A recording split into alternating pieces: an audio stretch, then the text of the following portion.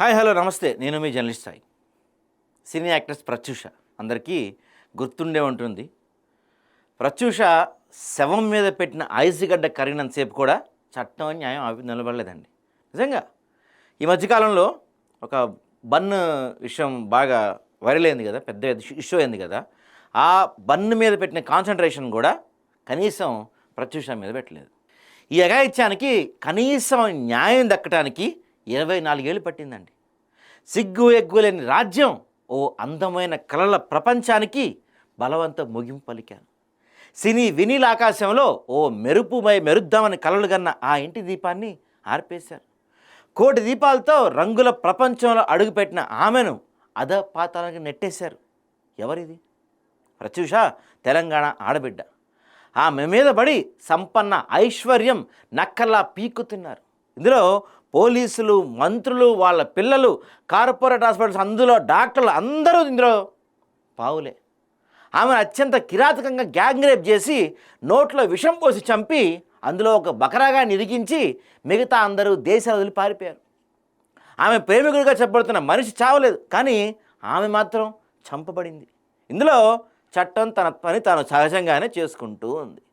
కొంతమంది అంటారు చట్టం సంపన్నుల చుట్టం అంటారు. నిజంగానేమో అనిపిస్తుంది కొన్ని సందర్భాల్లో. కానీ ప్రత్యూష శవం మీద పెట్టిన ఐసుగడ్డ కరిగినంత సేపు కూడా న్యాయం పాపం ప్రత్యూష వైపు నిలవలేదు. ఈ కేసు వాదించిన ఒక మాజీ లాయర్, ఆయన డైరీలు ఈ మధ్య లీక్ అయినాయి. అందులో ఆయన ఏం రాశారంటే, డైరీలో ప్రధానంగా అడుగడుగున ప్రతి చోట పోలీసుల నిర్లక్ష్యం. 2022 ఫిబ్రవరి 23 జరిగిన ఈ ఘటన 24న మహాఘనత వహించిన కేర్ హాస్పిటల్కి తీసుకెళ్లారు. ఆమె ఒంటి మీద 13 చోట్ల గాయాలున్నాయని ఫోరెన్సిక్ నిపుణుడు చెప్పాడు.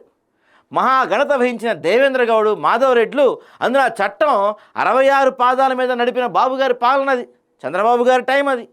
బంజారా హిల్స్ పంజాగుట్ట అది మా పరిధి కాదు అనే అంత బంతాట్లో నలిగిపోయింది ప్రత్యూష. బాధ్యత కలిగిన హాస్పిటల్ ఆమె దుస్తులను భద్రపరచడం ప్రోటోకాల్ నియమం.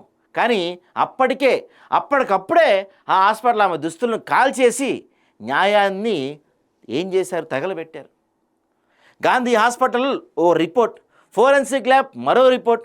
ఓ డాక్టర్ ఆ ఒంటి మీద గాయాలున్నాయంటాడు, మరో డాక్టర్ లేవు అంటాడు, మరో డాక్టర్ వైద్యంలో భాగంగా పెట్టిన ఘాట్లు అంటాం. మొత్తంగా సకల రాజ్య వ్యవస్థలు ఆమెను ఏకాకిం చేశాయి. అన్ని వ్యవస్థలు కలిసి హత్యను ఆత్మహత్యగా మార్చారు.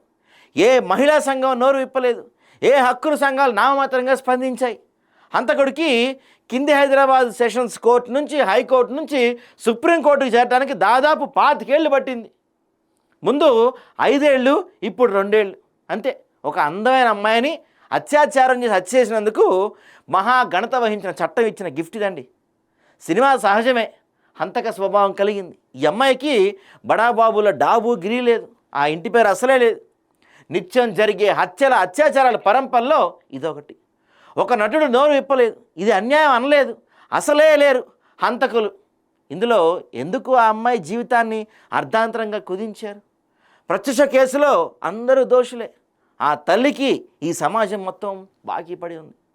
మన సమాజానికి సెలెక్టివ్ ఆమ్నిషియా అని మర్చిపోయినట్టు నటిస్తామండి.